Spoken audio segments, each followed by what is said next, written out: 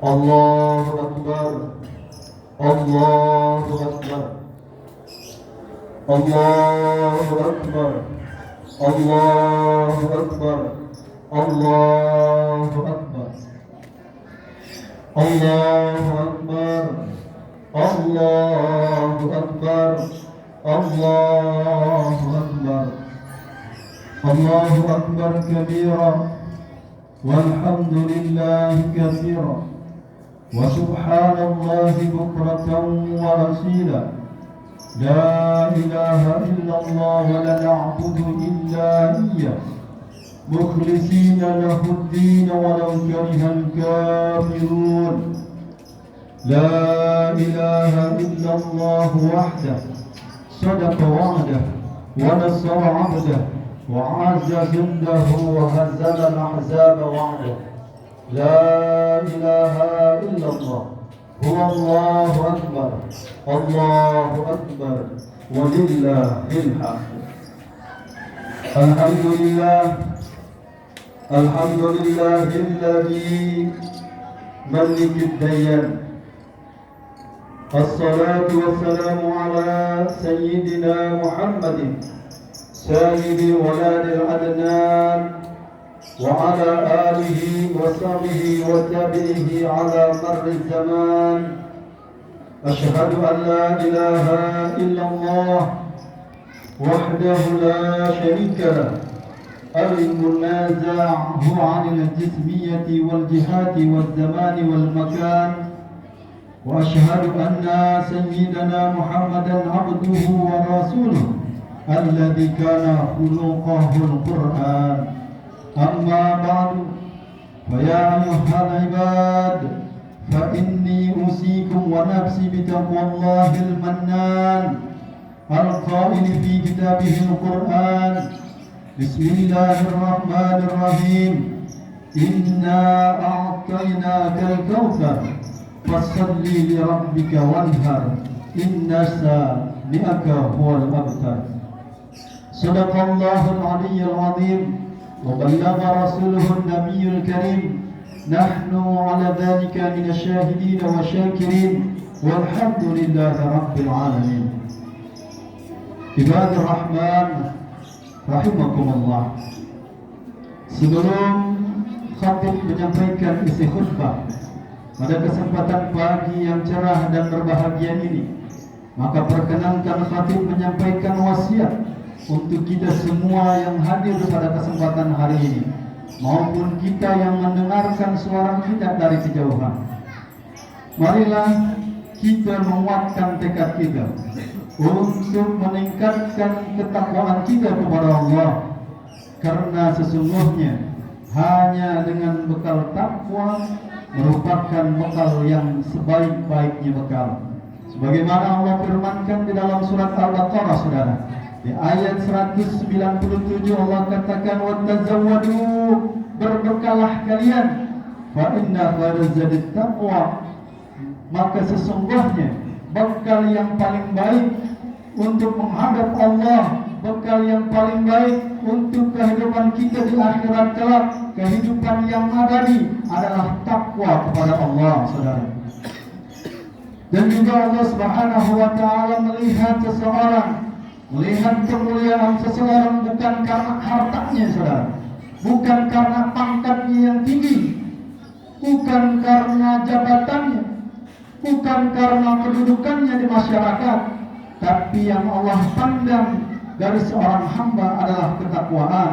Sebagaimana Allah firmankan di dalam surat Al-Hujurat ayat 13, saudara, "Inna akramakum indallahi atqakum." Sesungguhnya yang dilihat Allah untuk kemuliaan kita sebagai seorang hamba adalah takwanya, saudara. Allahu Akbar. Allahu Akbar walillahil hamd. Ibadur Rahman rahimakumullah. Saat ini kita telah masuk di tanggal 10 Zulhijjah. Bulan Zulhijjah merupakan bulan dari 4 bulan yang dimuliakan Allah Subhanahu wa taala. Di tanggal 10 ini, saudara, kita diperintahkan untuk berkurban. Kurban asal katanya qarabat, yang artinya mendekatkan diri kepada Allah. Jadi bukan hewan kurban yang kita persembahkan, bukan hewan kurban yang kita potong yang dilihat oleh Allah Subhanahu wa taala, tapi bagaimana kita mendekatkan diri kita kepada Allah melalui perantara amaliyah kurban ini, saudara. Maka Nabi katakan, tidaklah Allah melihat akan daging dan juga darah daripada hewan kurban kalian, tapi yang Allah lihat adalah ketakwaan kalian. Jadi saudara, muara daripada amaliyah kurban ini juga merupakan takwa kita kepada Allah. Sebagaimana kita tahu saudara, bahwasanya amaliyah kurban ini merupakan syariat yang dibawa oleh Nabi Ibrahim, yang masyhur ceritanya diceritakan di dalam Al-Quran, bahwasanya Nabi Ibrahim diminta untuk menyembelih anaknya Nabi Allah Ismail alaihissalam, dan dia melakukan itu lebih memilih kecintaan kepada Allah ketimbang kecintaannya kepada anak dan keturunannya, saudara. Disembelih itu Nabi Ismail, saudara, dengan penuh rasa takut dan dengan penuh rasa takwa kepada Allah. Lantaran takwa itulah saudara, Allah ganti Nabi Ismail dengan Allah perintahkan malaikat Jibril untuk mengganti Nabi Ismail dengan ribas atau domba dari surga, saudara. Melihat dirinya digantikan oleh domba, saudara, Nabi Allah Ismail kemudian bertakbir, Allahu Akbar, Allahu Akbar, Allahu Akbar, yang dibalas ini takbir oleh Nabi Ibrahim, saudara. Apa kata Nabi Ibrahim? La ilaha illallah, Allahu Akbar. Dan dibalas lagi oleh Nabi Ismail, Allahu Akbar, walillahil hamd. Inilah kalimat takbir yang pertama kali diucapkan, yang saat ini kita ikuti di bulan Zulhijjah, di tanggal 9 Zulhijjah. Kita mulai dari subuh sampai dengan nanti di tanggal 13 ba'da asar, kita gemakan takbir sebagaimana yang Nabi Ismail dan Nabi Ibrahim contohkan, saudara. Ma'asyiral muslimin, ibadah rahman rahimahullah. Di bulan Zulhijjah ini juga, saudara, kita diperintahkan untuk melaksanakan ibadah haji. Ibadah haji merupakan ibadah yang mulia. Pergi kita ke tanah suci yang dimuliakan Allah Subhanahu wa taala. Tidak hanya menghabiskan materi yang banyak, tapi ini juga ibadah menghabiskan tenaga dan juga pikiran, saudara. Ada satu kisah yang menarik, saudara. Kisah seorang ulama sufi terkenal, Al-Imam Abu Bakar As-Siddiq, yang saat itu, saudara, dia selesai melaksanakan ibadah haji. Dia temui gurunya Al-Imam Ali Zainal Abidin, salah satu zuriatul Rasulullah, cucu daripada Rasulullah SAW. Dia ceritakan, ya Tuhan Guru, saya sudah melaksanakan ibadah haji mulai dari Mekah sampai dengan selesai ibadah haji. Saya telah lakukan apa yang telah saya pelajari dari mulia guru. Kemudian Imam Ali Zainal Abidin bertanya, ya Siddiq, bolehkah aku bertanya? Kata Siddiq, tafadhal ya Syekh, silakan Tuan Guru, apa yang ingin kau tanyakan? Ya Siddiq, ketika engkau nikah, ketika engkau mandi, ketika engkau memakai pakaian ihram, apakah telah engkau ikrarkan di hadapan Allah? Ya Allah, hari ini aku nekat untuk hadir di tanah sucimu, untuk mengunjungi rumahmu. Ya Siddiq, pernahkah engkau berpikir bahwasanya pergimu ini belum tentu kembali ke tanah kelahiranmu, ke kampung halamanmu?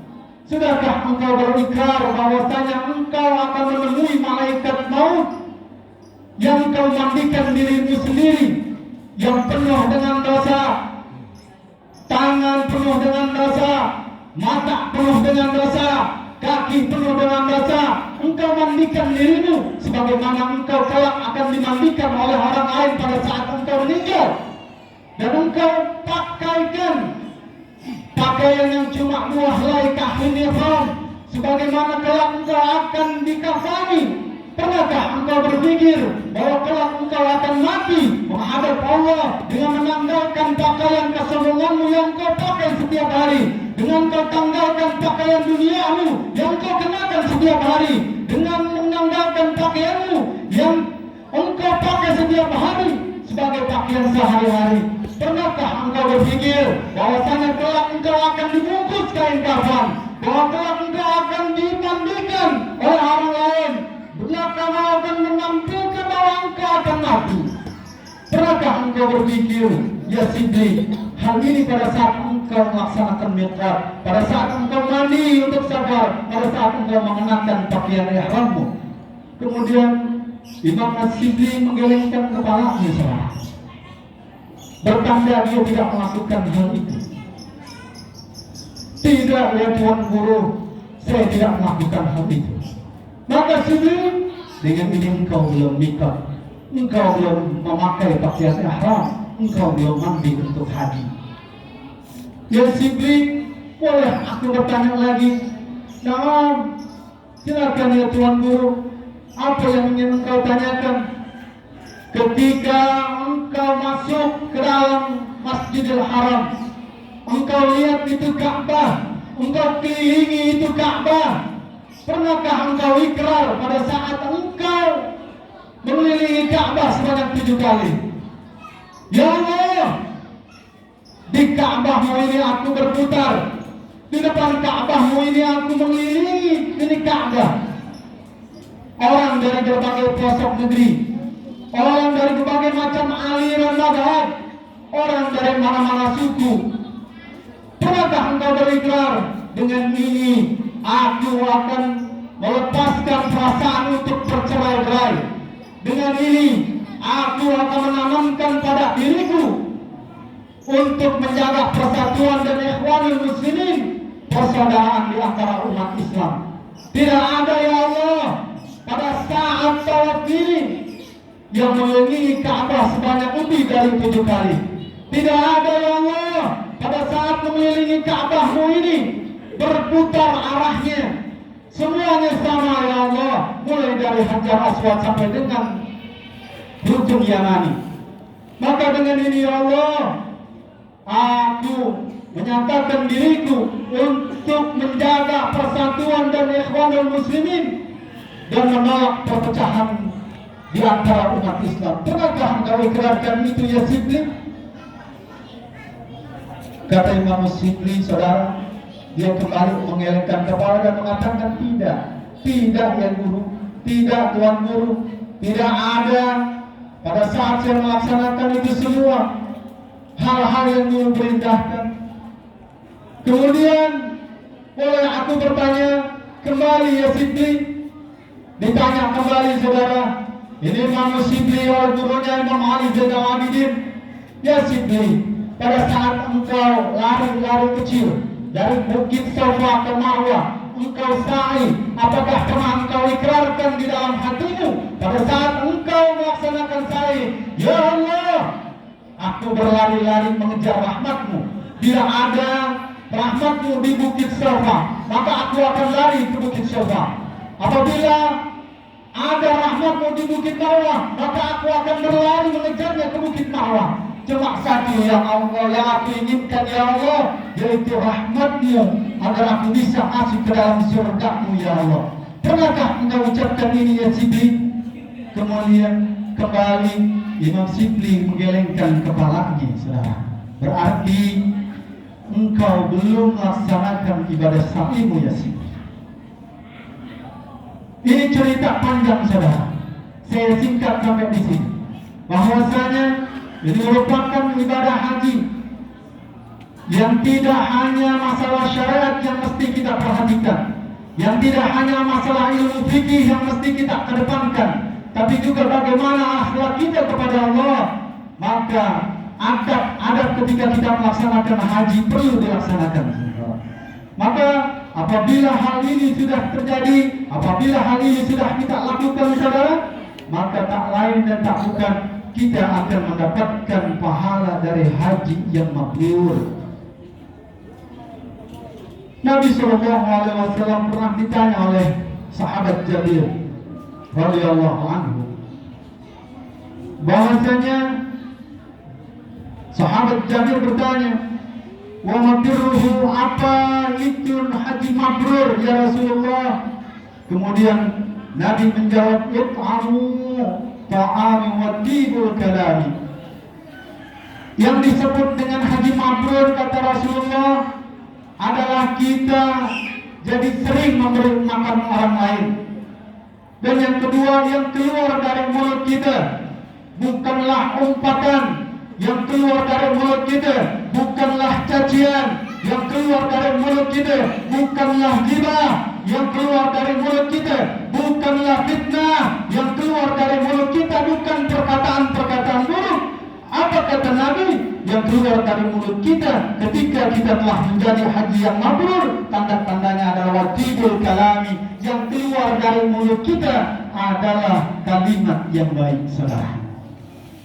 Maka Imam Nawawi juga menyatakan, saudara, bahwasanya min alamatil qabul, sebagian daripada tanda-tanda diterimanya haji dan haji itu menjadi yang mabrur, saudara, dikatakan ayyarjiha khairan.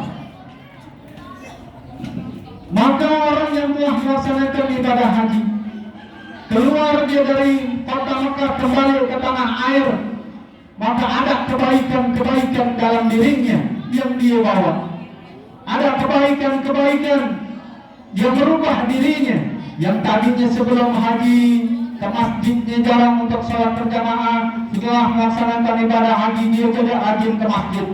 Yang tadinya nggak mau yang namanya duduk di majelis taklim, setelah pulang haji dia menjadi getol, saudara, untuk mengisi majelis taklim. Yang tadinya nggak mau bersedekah atau sedekahnya cuma sedikit setiap hari Jumat, setelah pulang haji sedekahnya menjadi bertambah, saudara. Inilah menurut Imam Nawawi ciri daripada haji yang mabrur, saudara. Al-Imam Suyuti di dalam kitabnya mengatakan bahwasanya selain mendapatkan hal-hal baik setelah melaksanakan ibadah haji, kemudian ditambah dengan wala yu'awidul ma'asi.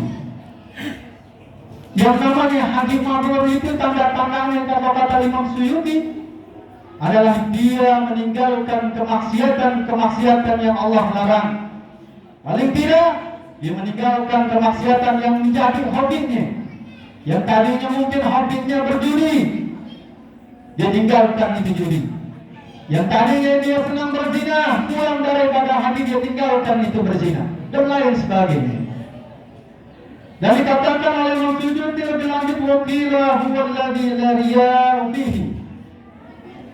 Dan Imam Suyuti menambahkan bahwasanya yang disebut haji mabrur itu dia pergi ke sana, dia melaksanakan amalia ibadah haji dengan benar dan tidak ada riya di dalamnya.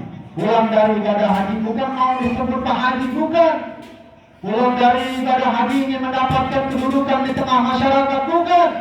Pulang dari ibadah haji bukan lagi ingin mendapatkan kedudukan yang tinggi di masyarakat untuk dipamerkan gelar hajinya, bukan, saudara. Nggak ada riya di dalam amaliyah hajinya. Itulah yang disebut dengan haji yang mabrur. Mudah-mudahan kita semua yang hadir pada kesempatan pagi hari ini diberikan kesempatan oleh Allah untuk mengunjungi Baitullah, untuk melaksanakan ibadah haji, menyempurnakan agama kita. Amin ya Allah ya Rabbal alamin. Barakallahu li wa lakum fil Qur'anil azim wa nafa'ani wa